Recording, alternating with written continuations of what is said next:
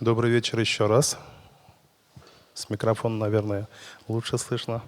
Во-вторых, большое спасибо за вот эту организацию, вот этого мероприятия, потому что каждый раз, по сути, мы этот фильм сняли уже в 2021 году. Да, 2021 год, получается. Вот летом показывали около Камала этот фильм.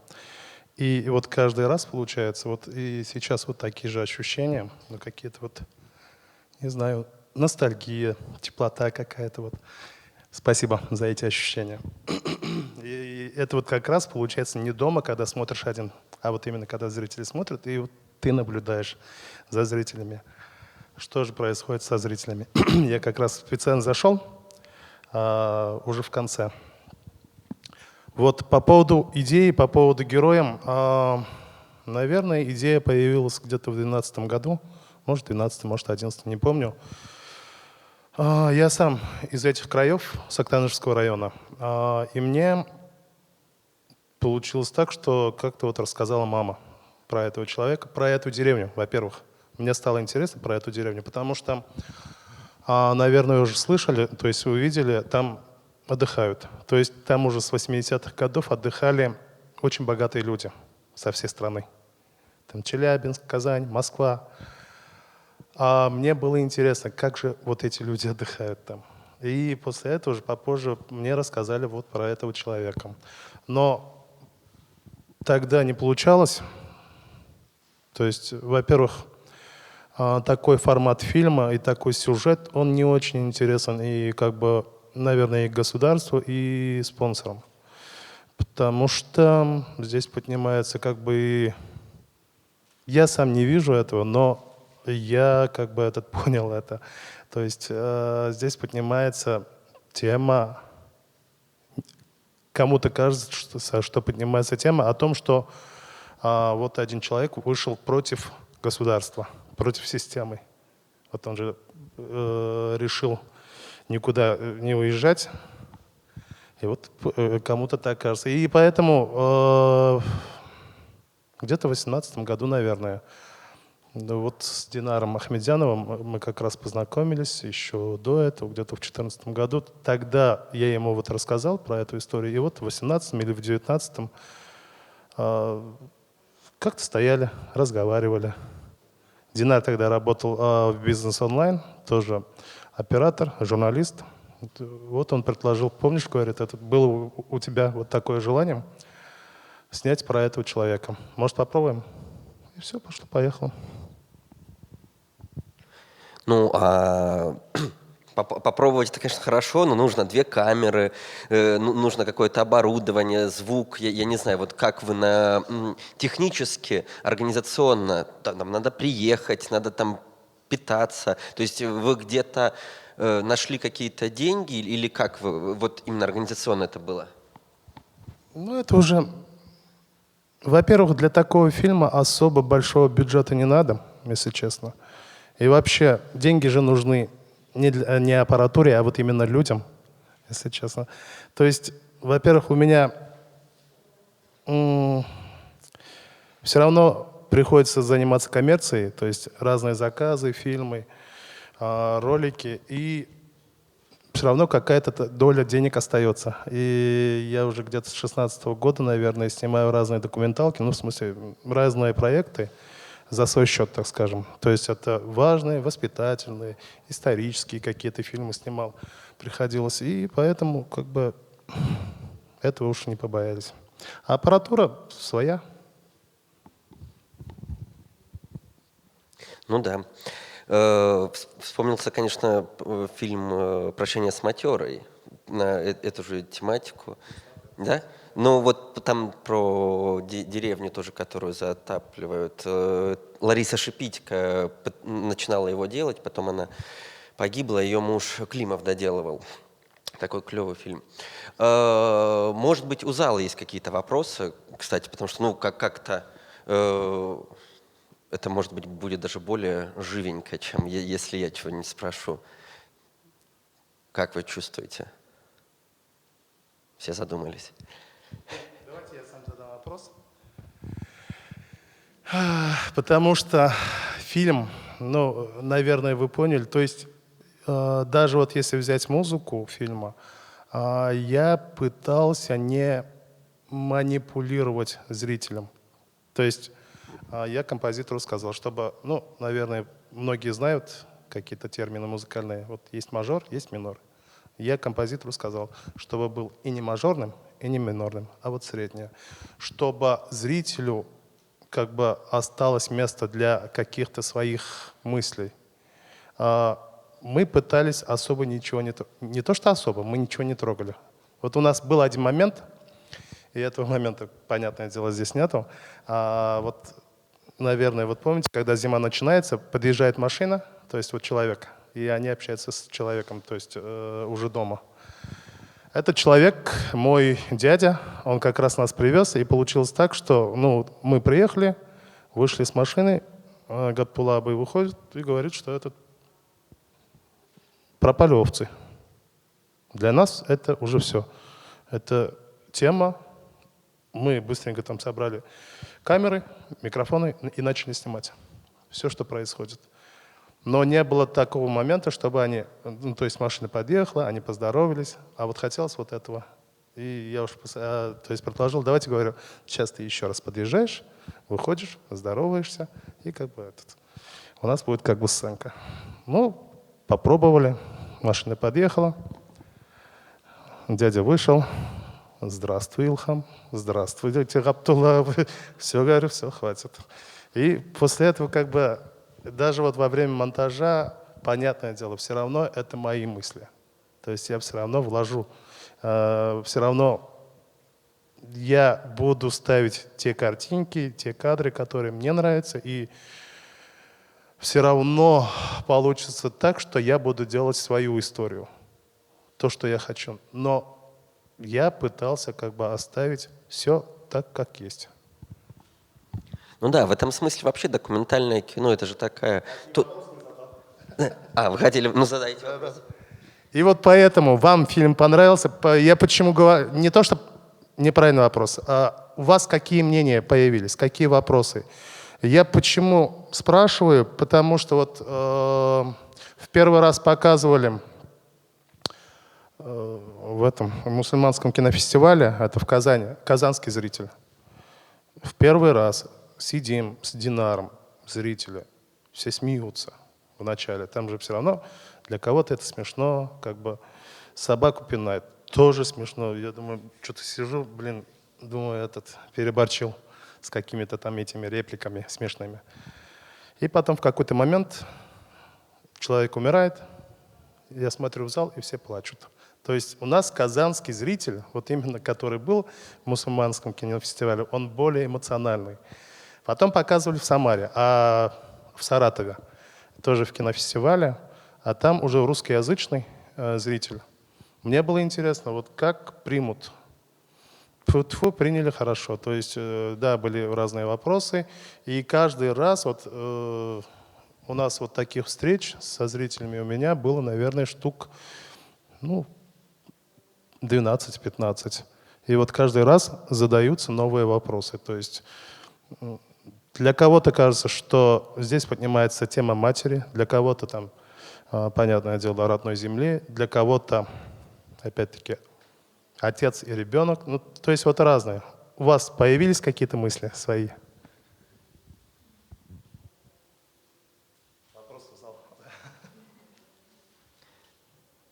Ну, давайте вы подумаете, а я сейчас задам. Но с вас точно вопрос. Хорошо, вот сейчас будет вопрос и ответ, а вы сформулируете тогда до конца, окей? И задайте.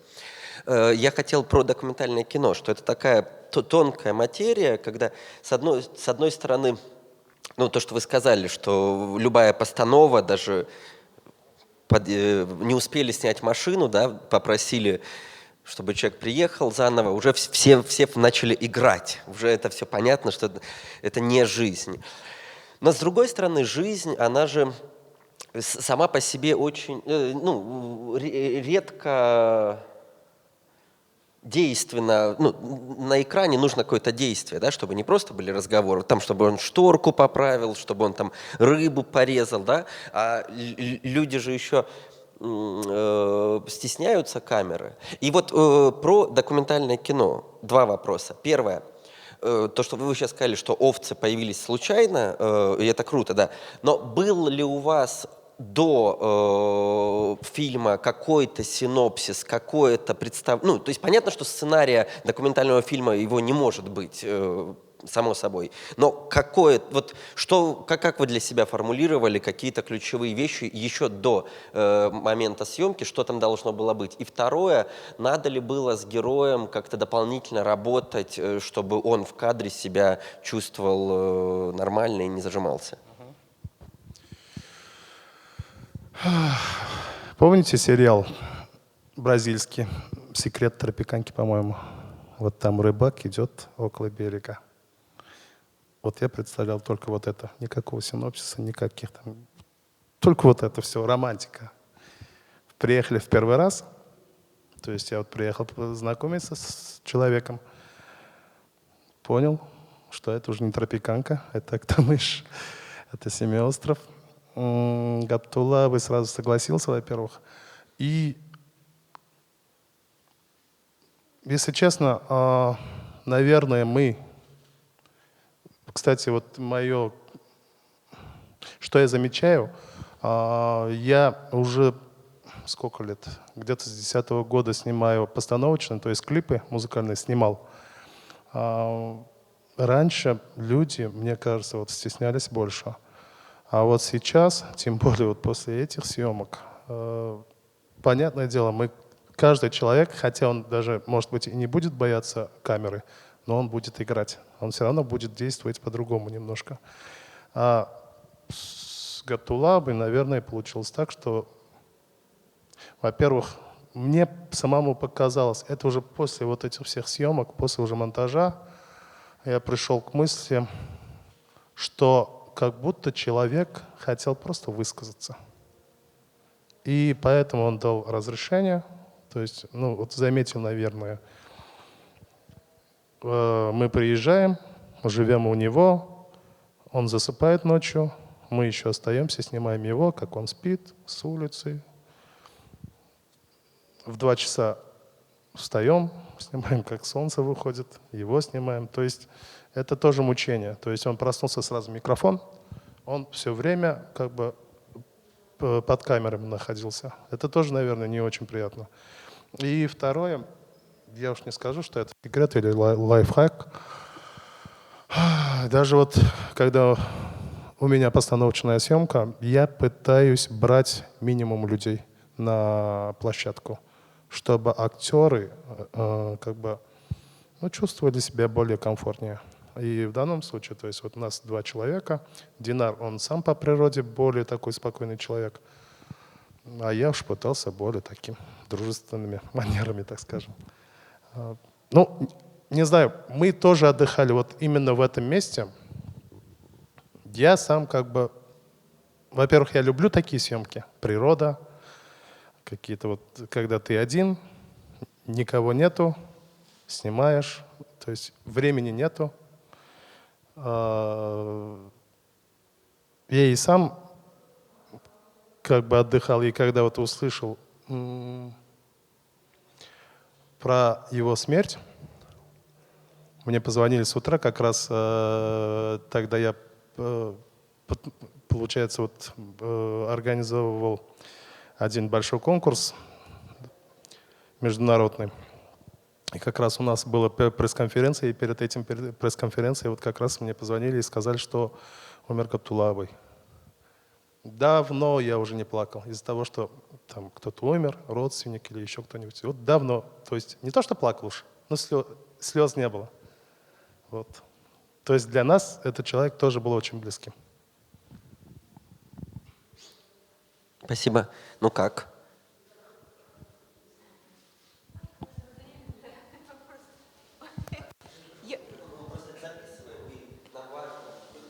Я просто хотела узнать, вот когда вы снимали, вы же не думали, что он умрет? Вот просто это совпадение или это он уже болел, получается? Когда вот он говорит, он как бы с этим говорит с придыханием, ну, таким. Или эти ковидные года же были, может, он ковидом заболел?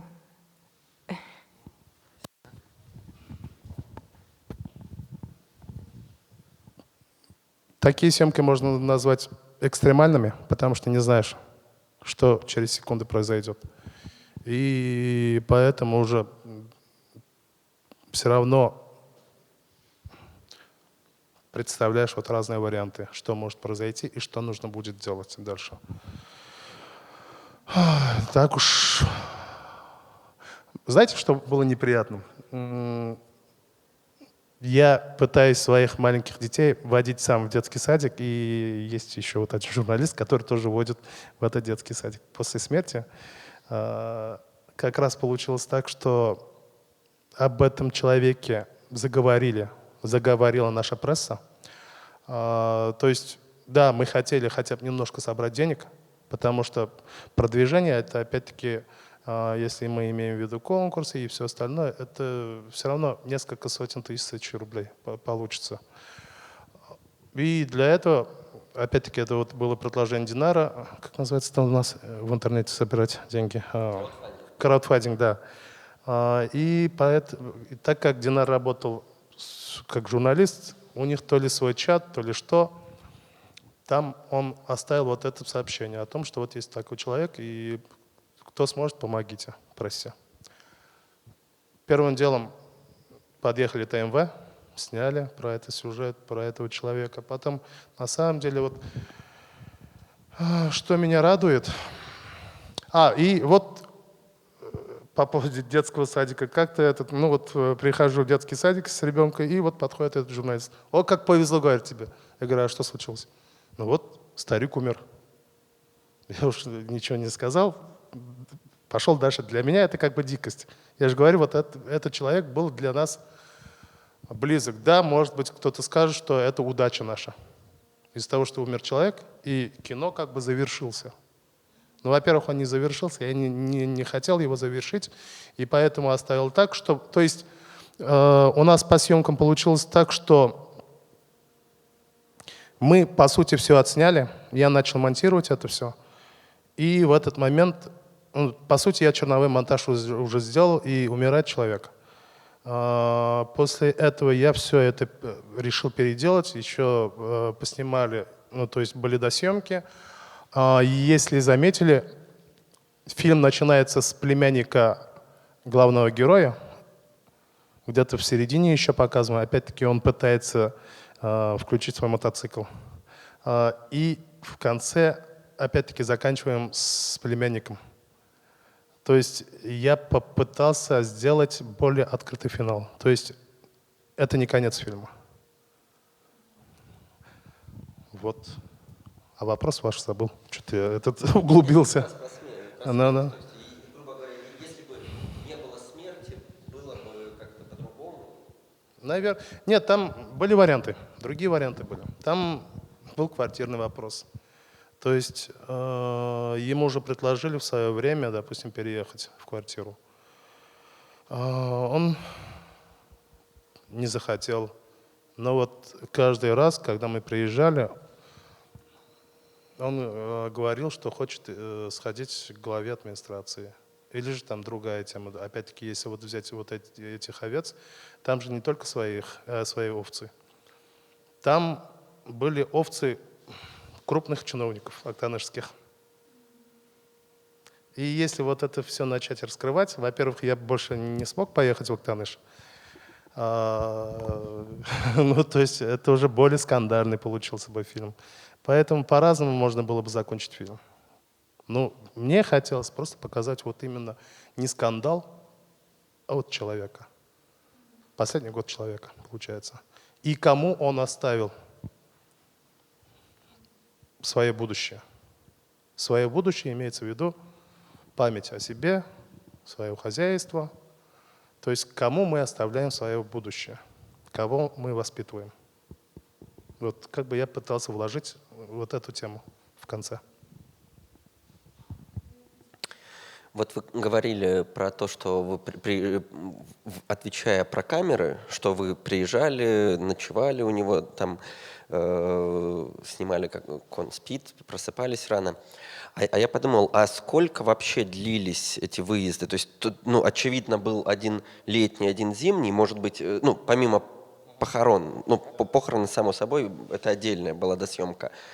А сколько было, получается, у вас выездов и по сколько дней они длились?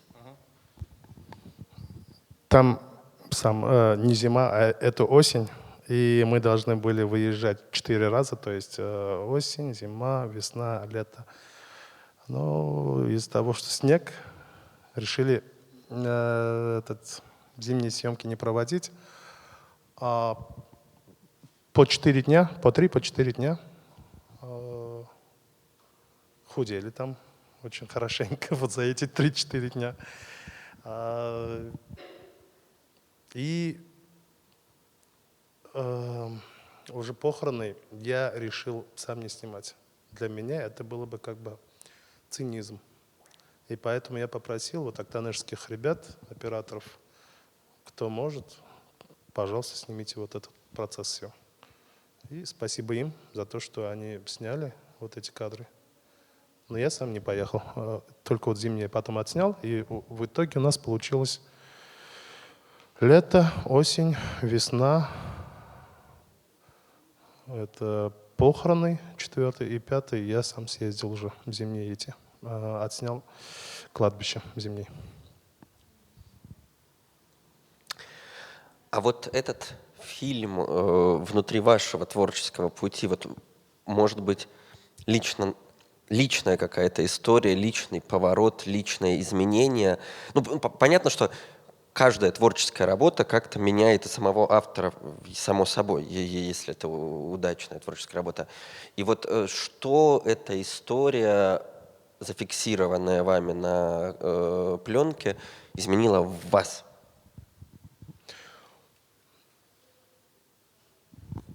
Я не знаю, может, кто-то назовет это детским максимализмом. Во-первых, я очень много снимал до 2015 года. То есть это, я же говорю, вот клипы. Там у меня в багажнике около 70-80 клипов. Разных вариантов. Там что-то посложнее, что-то полегче. А 2014 год получилось так, что мне пришлось быть режиссером и оператором фильма «Белые цветы» Алшешаклар. Плюс в том же году, то есть сначала получилось так, что я отснял опять-таки там сериал «Уиннан Юмак 2». И я очень устал в этот момент. Во-первых, я устал от своих работ, мне они не нравились. Как отрабатывают актеры в кадре, какие кадры я снимаю, ну все уж. Наверное, это просто сгорел. И я вообще ушел в другую сферу. Я работал в Конгрессе до какого года? До 2020 года. Но где-то уже в 2016 году я начал снимать вот именно документалки для души. Ну, понятное дело, коммерция. Это опять-таки документалки, там человек захотел про себя снять фильм, или про маму, или еще что-то, или про деревню. Поехал, быстренько сделал. То есть это более что-то шаблонное. Но хотел, все равно уже вот сколько, то есть через сколько лет все равно захотелось вот это еще раз попробовать. И я себе то есть поставил такой план. Попробую снять, вот, сделать 2 проекта. И если получится, если мне самому, во-первых, понравится, и если там, опять-таки, какие-то будут отзывы, или конкурсные отзывы, или зрительские отзывы, то стоит продолжить и жить с этой болезнью, можно так сказать. Это уж болезнь режиссера, то есть вот кино, съемки. Вот это первый фильм, документалка. Во-первых, герой для меня очень близко. Во-вторых, на самом деле, этот фильм, наверное,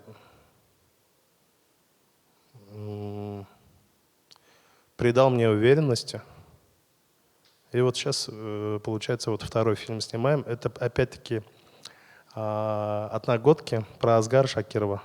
Ну, зрители, которые любят татарский театр, знают, наверное, про Асгара Шакирова, камаловский актер. Ему тоже 83 года. Но там я хотел сначала тоже документалку, но потом уже передумал и решил сделать художественный фильм. Вот опять-таки вот эти два человека, получается, вот Гатулабый и сейчас вот Асгарабый, они очень близки. И тема, и проекты, и вот эти люди. Вот такого отношения к работе у меня раньше не было. Вот. Можно, вот, наверное, вот так ответить.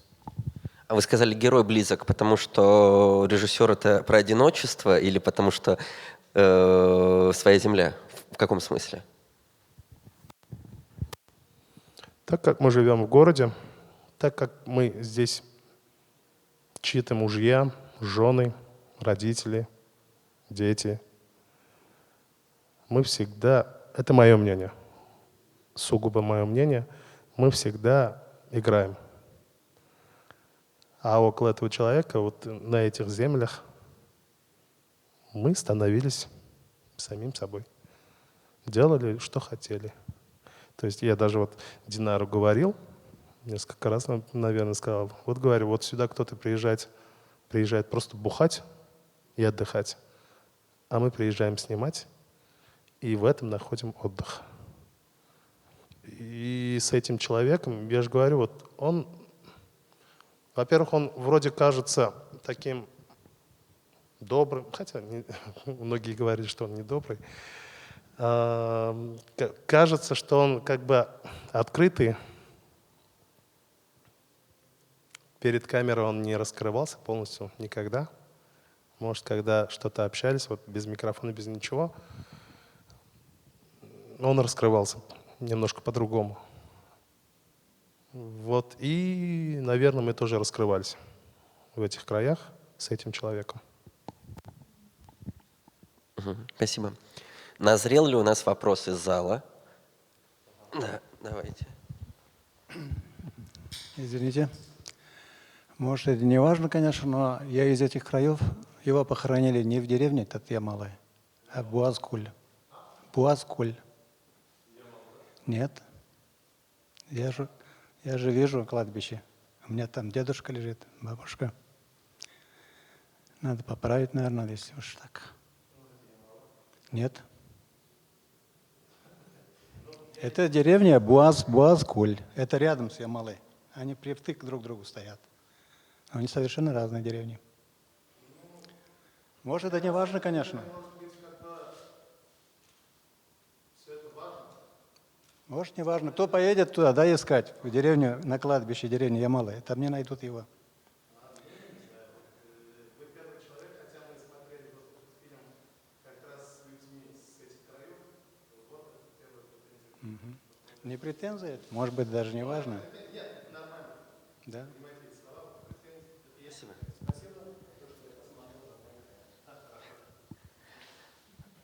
Еще? Да? Давайте.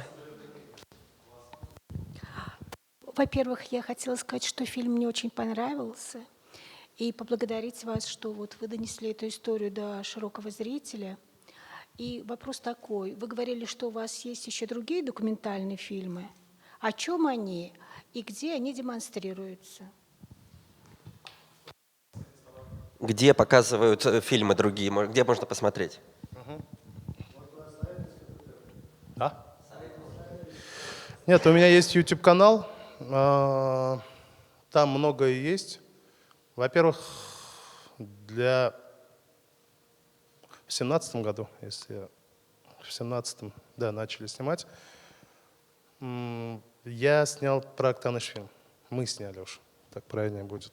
Про Актаныш там получилось так, что я снимал нашего краеведа актанышского, Хузина Юсуфа, ну, знаете, наверное. То есть по другой тематике, другой проект. Сидит человек, рассказывает мне. Я сижу, смотрю на него. Он уже тоже как ему, наверное, где-то сейчас 80 лет. Я смотрю на человека, вот он пока живой. Нужно же как бы этот заархивировать, отснять про этого человека. Не про этого человека, а вообще что-то. И решили мы сделать 40-минутный, там 30-минутный фильм, короткометражку про Актаныш, историю Актаныша.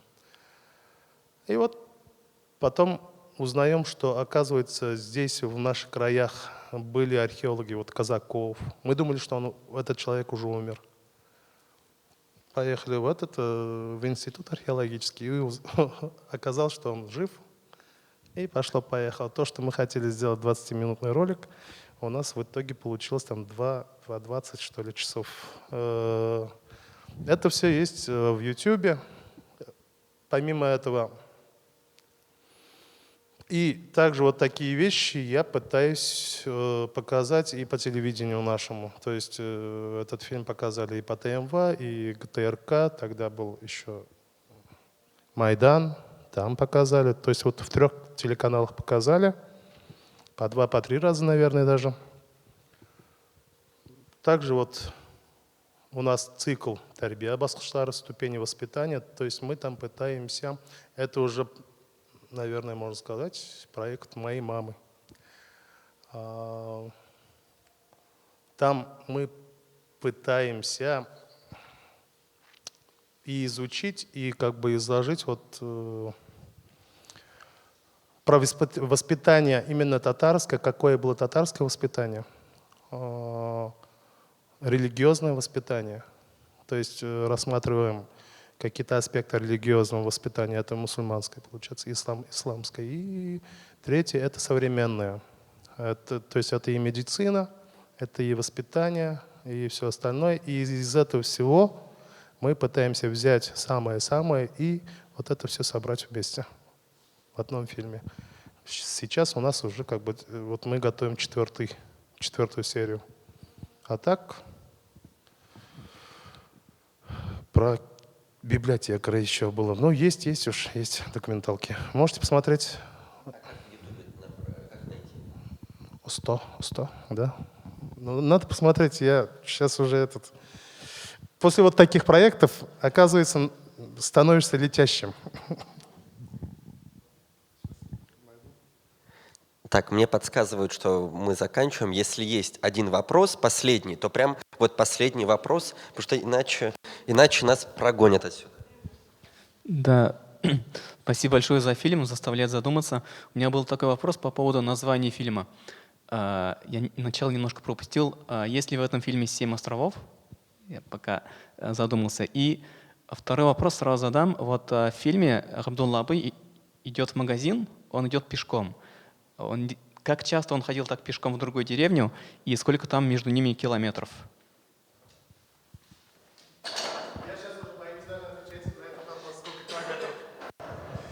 Там мы посчитали около 6 километров. Каждую неделю, наверное, раз в 2 недели, в неделю раз. Это когда как? Если это весна и осень, то тяжело ходить просто. По поводу названия, деревню в 19 веке, нет. Да, в 19 веке, вот сейчас я уж историю не буду рассказывать. Русская версия. Название деревни Семиостров. Татарский Шерь. Почему между 7 островами? Ну, здесь как бы и символизм. То есть вот этот человек находится, во-первых, между цивилизациями и пытается вот это соединить. Между будущим и прошлым, или между настоящим и прошлым. И просто, ну, по сути, вот он же сам рассказывает, он, по сути, соединяет вот будущее поколение с прошлым, соединял. То есть вот люди приезжают, он им объясняет, где, кто. То есть там много аспектов вот именно по поводу этого названия. И в-третьих, просто красиво. Все-таки вы созрели? Ну, подождите. Нет, все, меня запрещают, извините, я долго. Алмаз Нургалиев, спасибо. Я думаю, что в Ютубе, если вбить, можно будет поискать.